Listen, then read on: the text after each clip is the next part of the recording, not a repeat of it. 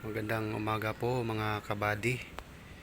Ngayong umaga po tuturo ko po sa inyo kung paano gagawin sa mga ka-YTX natin dyan. Problema kasi ng YTX ko, after ko ng 2 years gagamitin, ramdam ko na may nabago.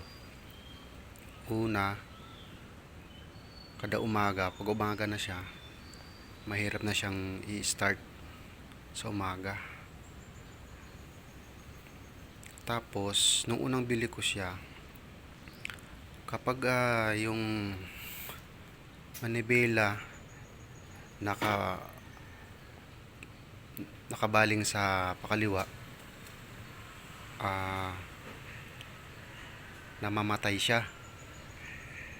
Tapos, pag nakabaling naman dito sa kanan, nagwa-wild siya.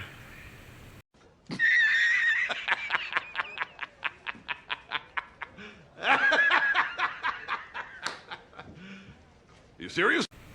Kahit hindi mo hawakan yung silinyador niya, ito kusa siyang nagwa-wild kapag nakabaling sa kanan. So after 2 years ko pa nalaman yung ganong sakit niya. Matutunan ko rin ito sa mga ka-tricycle driver doon sa subdivision namin. Ang sabi niya, choke daw ang problema. Ito po. Ang ginawa ko, tinanggal ko yung choke dito. Tapos effective siya. Oh my God! Wow! Kasi mula nang tinanggal ko to, hindi na siya nagwa-wild. Tapos mabilis na siyang i-start sa umaga, parang bagong-bago ulit. Tingnan po natin mga kabady Yan, nakauna. Start ko.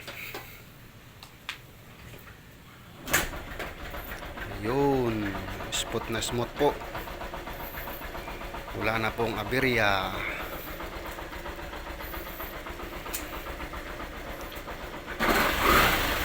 Kahit ibaling ko pa kanan, hindi na siya nagwa-wild. Ibaling pa kaliwa, hindi na siya namamatay. Yan mga kabady. Sa may mga problema na ganyan, sa mga YTX 125, yan po yung problema niya. Yan po. 2 years na po ito sa akin, pero okay pa siya. Uy, namatay.